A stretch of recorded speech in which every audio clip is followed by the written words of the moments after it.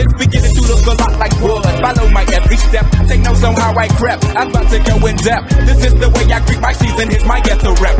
Who are you? What Speaking Freedom does online is provide general information for the culture to use to advance and improve. What we do privately is help individualize it for your needs and benefits. Grow with us. We are kings, we are gods, but how you get them to believe it when they don't believe in anything? We're gonna save some lives in this lifetime. We haven't church in a while. Like God's doctor in the streets, the Holy Ghost used me to set them free. If love is the new religion, the hate is sinning, we stay winning. Just handling God's business, we ain't tripping. No bread to be dipping. Cause we're speaking freedom, giving you the answers to be free. We use the client to develop, to grow, and to bring out the best in themselves. We are simply a tool to help you learn how to make better decisions. Not just one decision, not just today, but for the rest of your life. Encouraging each person through each trial and tribulation. Work call. Yeah, man. Gotta go in here and dance, but I don't get tired. Speaking Freedom presents Good Head Group, providing advanced spiritual studies and personal developmental insight. Brought to you by Love Gang and Speaking Freedom. We look forward to helping you grow in all the areas of your life. We hope that you find all the information needed for your growth. God bless. Please listen to all disclaimers provided. If you are currently under physician's care, please maintain that relationship. This is not intended to stop your current treatment plan. If you need physician care, please seek out medical attention. Please note, all results are based on the individual's ability to adapt and adjust to any given environment and situation. We are not responsible for your results at Speaking Freedom. The life enhancement coaches at Speaking Freedom provide information to help you grow. You are responsible for maintaining that growth, taking on and then applying the information to your individual life as you deem needed and necessary. This may contain and explain explicit content. Please use parental discretion. For best results, you will need an open mind, the ability to research, and a balanced lifestyle. It's the first of the month. Get up, get up, get up. Cash your checks and come on. Get up, get up, get up. It's the first of the month. Cash your checks and come on. Wake up. I see my sister's already dressed. And I'm running in my tank. I'm kind of that. So, Great God Awakening.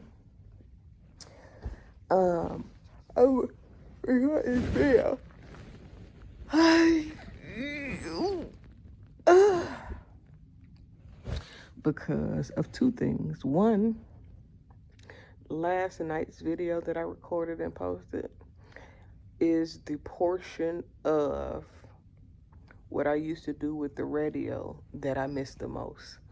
To be able to interactively collaborate or piggyback off of someone else and their thought process, and then to in turn hear what they said, receive a message, and then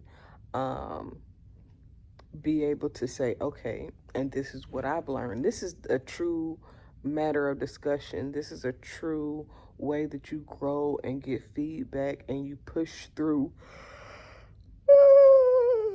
to the greatest version of you.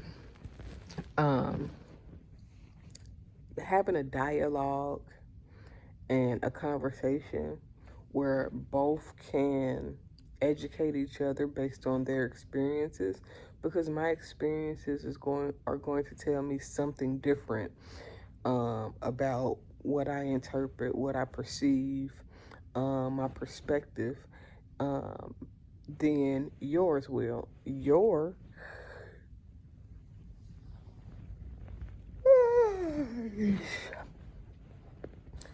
experiences will tell you something Man, I ain't yawned not one time the whole time I've been laying here. Now, as soon as I start talking, I start yawning. Distraction.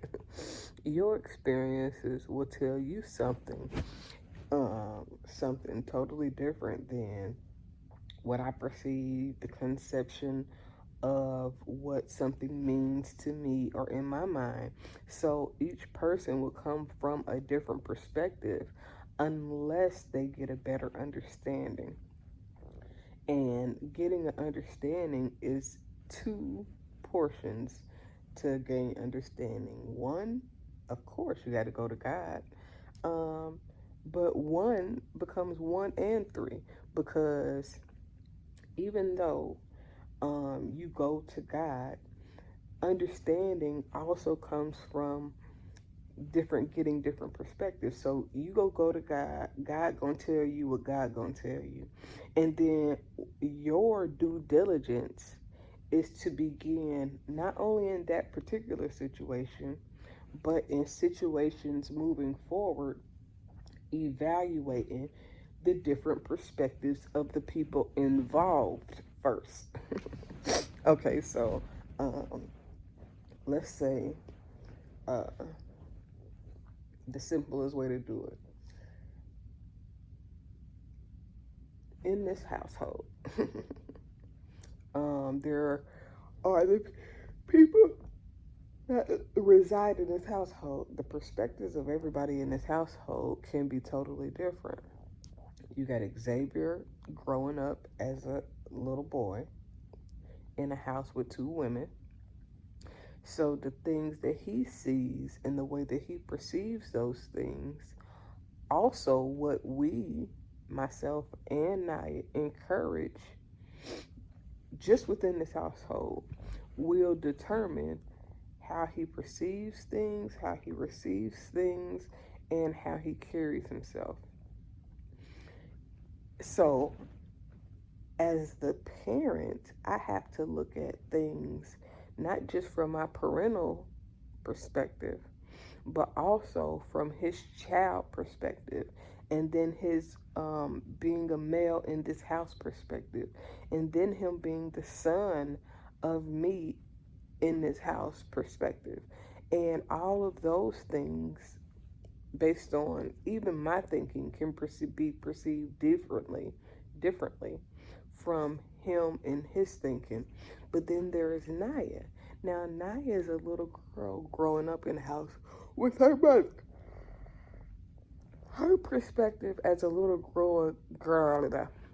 her perspective as a little girl growing up in a home with her mother and brother will be different than his perspective as a son and a brother and the only male in this house, than my perspective and her perspective. So, in a matter of perspectives, I have to view things from my daughter's perspective too.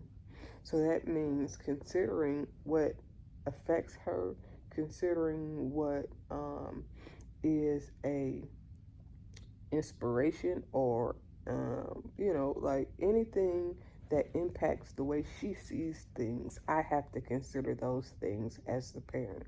Now, in addition to that, I have to consider my own perspective and why I view things the way that I view things, and then try to interpret my perspective to them so that they get a better understanding of how I view things. Now, and then after we do all of that, I've already taken it to God. God said, think about how your children think. Think about how your future spouse will think. Think about how your future friends will think. Think about all of these things. And then you can begin to make decisions based on what strategic shaping within planning that you want to try to do, and then guess what?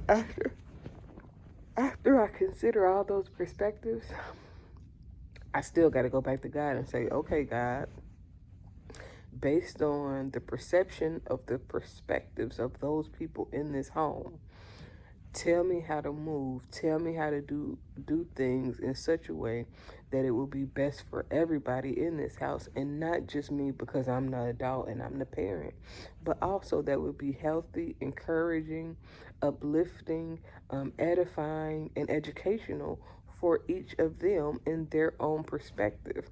And the difference is normally most little girls feel like their mothers are harder on them than their sons.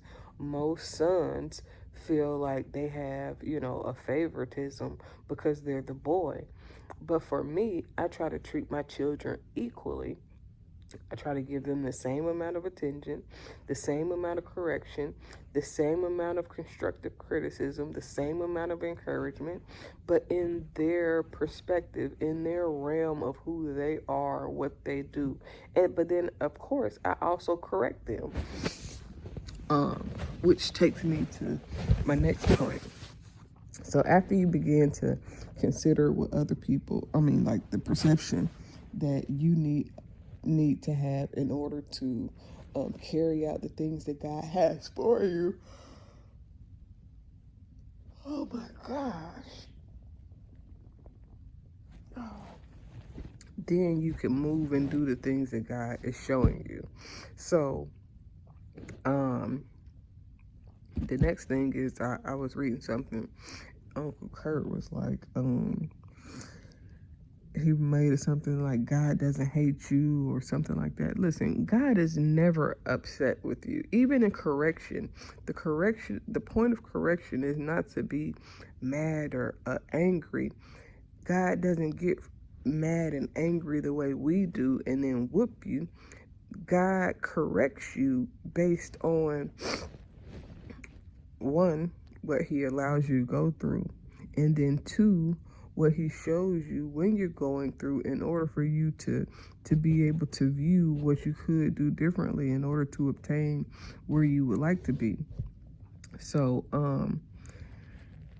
everybody handles things differently, but everybody sees things differently. This is why last night I was saying that when you begin to trust your heart, because you've purged, because you've healed, because you've become a better version of yourself, then you are able to trust God more, because now you don't question yourself more. If you think your heart is deceptive, then you're going to question every decision that you make. And if you question every decision, and it's not bad to consult with God with everything that you do. However, if you are questioning the things that you believe that God told you because you don't trust your heart, then you will mess up what God is showing you and leading you to do, because you're not putting enough trust in God to use you, to work through you in order to get the results that you would like. And it's really no easy way to say that, but I was making this video mostly because I miss the it's not even back and forth, it's a true growth and development process of being able to speak with someone, to be able to hear what they're saying, to be able to truly understand and interpret their understanding, and then say, okay, I've heard everything that you've said. I totally understand everything that you said. But now allow me to help you grow your view, your understanding, your perspective, and everything that surrounds you having this perspective. And so many times people are so quick to write themselves off, to give themselves a bad report, when God is like, what are you doing? Like, I'm waiting on you to get back up and do it again. I'm waiting on you to take the next step. Like, just because you take a misstep or you fumble, or you know what I'm saying, like, it's like in dance. If you miss a dance move and you doing that dance in front of somebody that don't know the dance routine, if you miss a step but you keep going like you ain't never miss a step, ain't nobody gonna know that you missed a step. It's almost like, it make me think about when Beyonce. Okay. I went to go see my first Beyonce concert in Tennessee with my children. A part of me trying to create memories with my children after my little stint in the hospital and facing death in a real way. I just wanted to create memories with my children so that if I died, they don't remember just sitting in the house. They don't remember just me being sick. They don't remember, you know what I'm saying, just bad things. I wanted to create new memories with my children. So we went to see Janet. Beyonce was supposed to be the first concert. Because, that's my... Anyways. But we ended up going to see Janet, which was my very first concert. So my very first concert experience was their very first concert experience, which was really special to me. But the point was not that.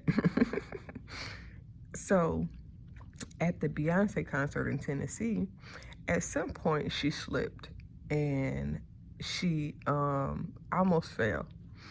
Listen, until recently, I never really seen Beyonce miss a step. But some of that is because when Beyonce misses steps, she does not stop and be like, oh man, I missed a step. Let me go back and start all over again. Because in the moment of the show, you cannot miss a step and then start all over. You have to miss that step and get back right in. But guess what? Nobody will know you missed a step. Nobody will know you messed up if you don't stop. If you don't be like, oh man, I messed up. Let me stop. Let me start all over again and beat myself up. And this goes back to the point that I was just making about God not being upset with you. When you do something, when you miss a step, when you fumble, when you know what I'm saying, do anything, God is not waiting for you to sulk in that. And God is not trying to condemn you and saying, oh, you're wrong, you missed that step, I'm going to hold this over your head. God is like, okay, but keep going, because nobody knew you missed that step. Nobody knew you did something wrong until you made a big deal of it. And this is so relevant because a lot of times, like, I be saying shit that's on my mind, and I be speaking on little things that, you know what I'm saying, if you know what's going on, then you don't really have to read between the lines because you catch it when it's, you know what I'm saying, when it's, you know what I'm saying. And damn, I just forgot what I was about to say. Oh yeah, so, you know what I'm saying, I be like saying shit so that it's communicated more than it is me scolding or me trying to say, oh, but you missed this opportunity, or you did this, or you did that. Because anything that's missed is either God's way of allowing it, or was just, a fumble. But if you keep going, if you pick right up, if you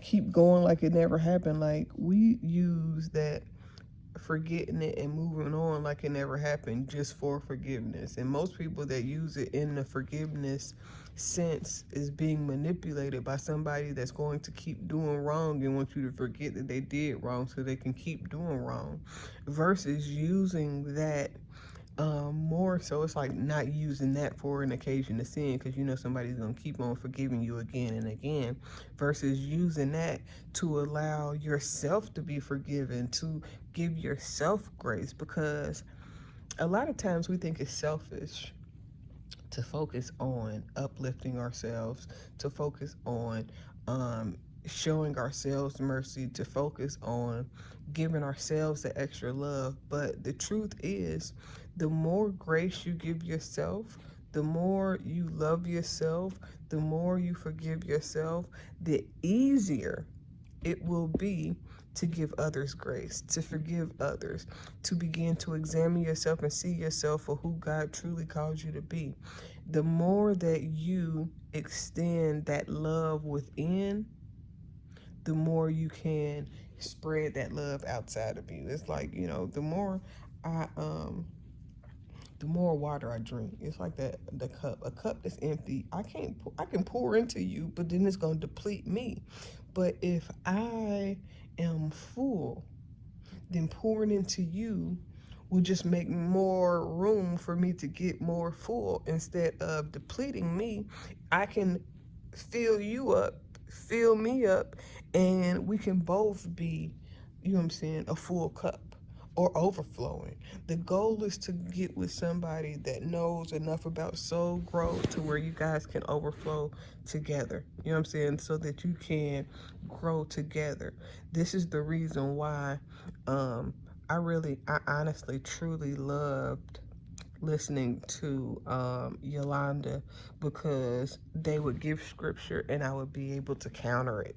They would give a word and I would be able to say, okay, and this is my understanding of what they just said, and how I break that down from the religious sense to the spiritual understanding, because there is a religious understanding, and then there's a spiritual understanding. The religious understanding, sometimes it is in alignment, and it is similar to the spiritual understanding, but most times the religious understanding ain't got shit to do with what God is trying to show you spiritually. And that's crazy, but it's the truth. So yeah, I really miss doing these videos. I really miss it's okay. So I'm about to do another video so I can explain what is the easiest way for me to help people. But I hope that this was helpful also. But this next video is going to be good because it's something that I had to learn about myself. And then since I've learned that information, I want to share it with you as a source of knowledge and wealth. I decided long ago never to walk in anyone's shadow. If I fail, if I succeed, at least I live what I believe. No matter what they take from me, they can't take away my dignity. Because the greatest love of all inside of me is sexuality. Thank you for joining Speaking Freedom as we continue to assist you with your daily growth and intuitive wisdom.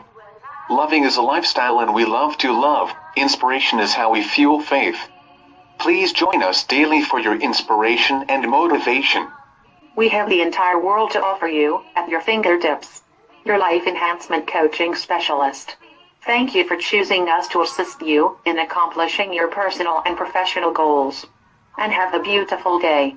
In love, we trust. This is brought to you by Good Head Group, Love Gang, and Speaking Freedom. We thank God for you, and we love you.